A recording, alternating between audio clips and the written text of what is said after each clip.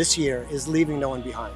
And that's where we're really recognizing that as food systems are increasingly stressed, as the world faces these overlapping crises, polycrises, as we say, trying to emerge from climate change, then war is impacting value chains, food, fertilizers, prices are going up.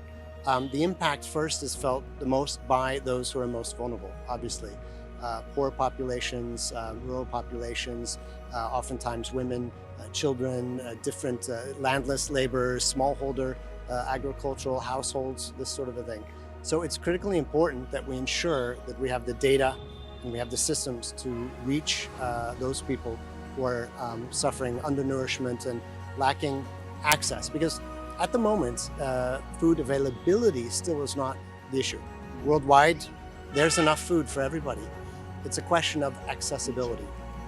Now, of course, we are concerned in the face of these overlapping crises, especially climate change and the impact that these heat waves and flood events and such are having on agriculture here in India and every country in the world.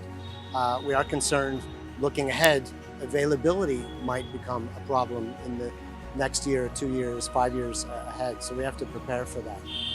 But really, if we look across the world, something like 828 million people are currently hungry. Over 100 million of those have been added just during the COVID pandemic. And this numbers just continue to increase. If children don't have proper nutrition, they're not going to be able to learn. Maybe they won't even be able to make it to school. If women don't have proper nutrition, they're not going to be able to well, first of all, to have children who are born with proper health status and not be able to help ensure that households are achieving what they need in terms of food security and across the board. So food security, is critical for individuals, for households, for communities, for society at large, for all of the SDGs. Again, it's now really about increasing productivity where we can. In India, for example, a lot of the work that UN system is engaged in is about helping especially smallholders improve productivity. At the moment, productivity on average is relatively low. Secondly, it's about ensuring access to markets, access to foods for those people who may face different barriers. Right, exactly. About improving the efficiency of distribution systems, of logistics, and about changing our behaviors at a fundamental level, about eating local production, about focusing more on consuming seasonal production, about understanding those crops which are what we often call superfoods, which are more climate resilient, using less water, and actually more nutritious.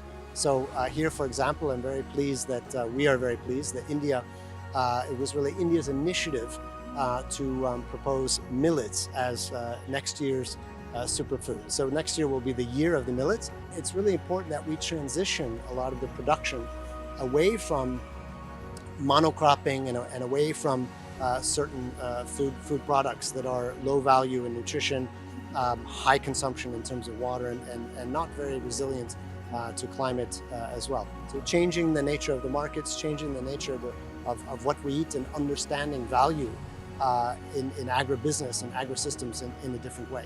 It's not just about governments, it's not just about businesses and industries, it's also about individuals as consumers and the way that we can drive markets, changing our consumption so that it's sustainable, so that we can all thrive in the future.